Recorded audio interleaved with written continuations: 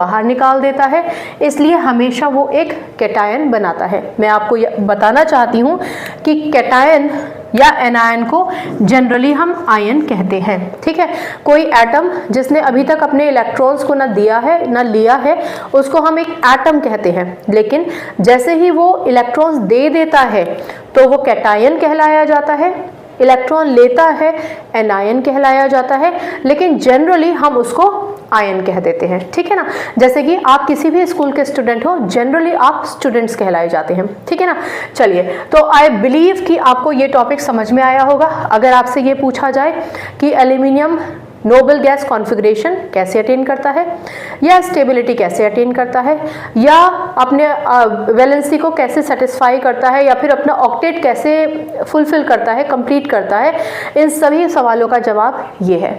Aluminium एक cation क्यों बनाता है, इसका जवाब भी यही है। और एल्यूमिनियम क्योंकि एक मेटल है, अगर आपसे पूछ लिया जाए कि सारे के सारे मेटल्स कैटायन ही क्यों होते हैं, तब भी उसका जवाब यही होगा, क्योंकि मेटल्स में हमेशा एक्स्ट्रा इलेक्ट्रॉन्स होते हैं, या यूँ कहिए कि उनके पास इतने कम इलेक्ट्रॉन्स होते हैं कि वो किसी और से इलेक्ट्रॉन लेकर अपना ऑक्टेट कंप्लीट करने की स्थिति में नहीं होते हैं। ठीक है ना, उनके आउटरमोस्ट शेल में 4 इलेक्ट्रॉन भी नहीं है। हम स्पेसिफिक किसी केस की बात नहीं कर रहे हैं, मोटा मोटा आप ये समझिए कि सारे मेटल्स के साथ यही केस होता है, इसलिए वो इलेक्ट्रॉन्स देते हैं।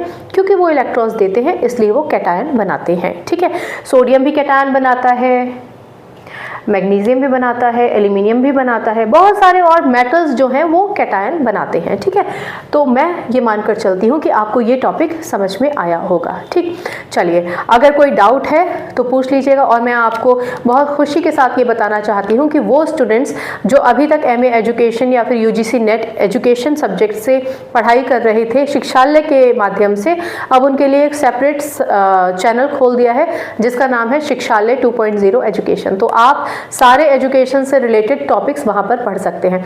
जो केमिस्ट्री वाले बच्चे हैं उनके लिए ये जो शिक्षालय पहले से चला आ रहा था, उनके लिए वही चैनल है। ठीक है, तो केमिस्ट्री से अपनी केमिस्ट्री अच्छी बनाइए, शिक्षालय आइए।